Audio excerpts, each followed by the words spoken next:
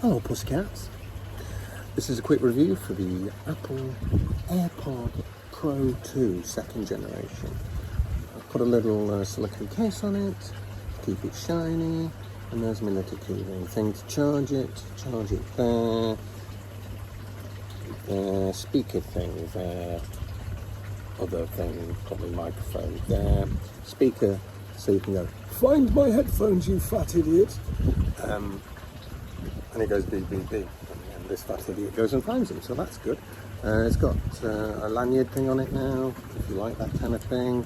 It just means I can tie it to my bag with an extra link. The usual sort of Apple sort of case, pretty much, and feel, so that feels nice. Metal hinge on the back. If I think of anything else on the case, that's not the exciting bit though. It's got a light on it, you can wirelessly charge it, and all of that sort of jazz.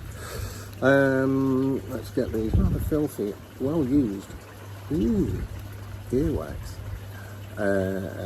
things out. Right, they're counterintuitive to me, so that's the right, but it feels like it would go in the left. But once you figure it out, I put the big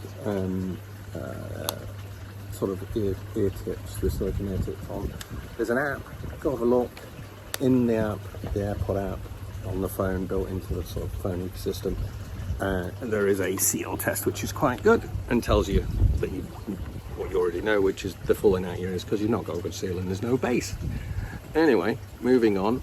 If we look at the individual thing, it's got a slider there. You can squeeze it in that direction, or you can slide it up and slide it down. You can squeeze it once for play, squeeze it twice for next track, squeeze it 3 times, because I'm a lady. 3 times a lady. I don't know. Have a look at the manual.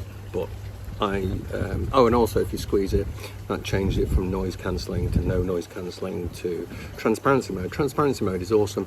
It lets you listen to your family and television or whatever, the outside world, whilst listening to music in the background. So you listen to more music with transparency mode.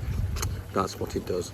And it stops you getting knocked over and killed, which is also good if you're a bit sort of daft like me. What else? Yeah, microphones, intelligence, things we don't need to know to enjoy the music. Put it in, it connects as is normal with the Apple sort of system. As is normal with the Apple system. No one noticed the cut there, did they? Well, I checked, it was connected. It was. I don't know whether this is coming through the phone microphone or these, but let's find out. That's now on off. Oh no. That's off, which is fairly isolated. That's transparency mode, which just feels like you've taken that out, which is simply stunning and clever and dead useful. I've seen transparency modes on the Sonys and it's crap. These are really good, and I use it. That tells you it's good. And that's off, I think. Which, yeah, that's off, noise cancelling off, which still gives you passive noise cancelling from your silicone buds. I'll look at the right camera, sound quality, I compared them to some Audeze iSign 10s last night. I didn't want to because I didn't want to take them out because I was enjoying listening to loads of music in loads of circumstances. I've gone through all of the sort of the DAC, big headphones, planars, magnetics, all sorts of stuff. And I ended up looking like Princess Leia when I was on the move because I bought iSign 10s. I've tried iSign 20s. They sound about the same. They're good because they're about 400 to 600 quid. So it's a very good comparison. They're wired.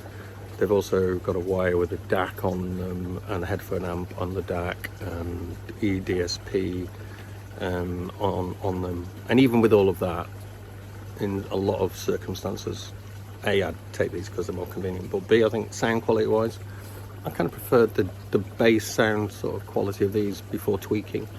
You can tweak these in the app, and if you use Rune and things like that, you can tweak it in Rune. Tweak these sort of DSP and equalizers in Rune if you want to mess about. I've not found the need. It just sounds well balanced across the frequency range. Not comfort, brilliant. I'm sorry, my face is for having to go through things that are less important to me, but probably important to other people. Yes, they're very, very, very, very comfortable. They sound really good, as I've said, compared to other stuff, without any of the faff.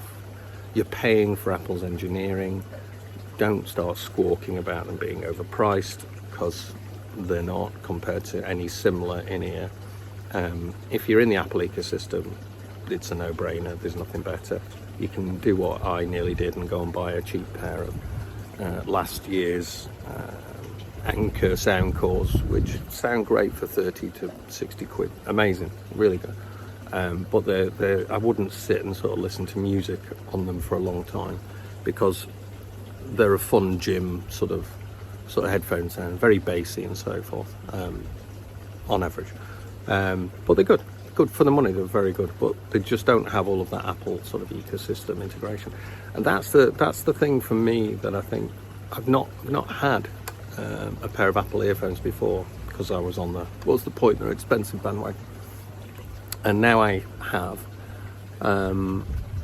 It really does integrate with your sort of workflow, as it were. I'm just knocked out about how much I'm using them, how easy they are to use, how it's not another thing for a 52-year-old man to faff with. Well, my wife will tell you different. She says I've faffed with them quite a lot, but for me, quite a lot less faff. So yeah, really good, really enjoyable. Go get them on interest-free, like I did, and pay them off monthly, and enjoy the £50 per month for 5 months experience that these give, and get Apple Care as well in case you drop it in the tub. Okay, I'll try and look in the right camera next time. Bye.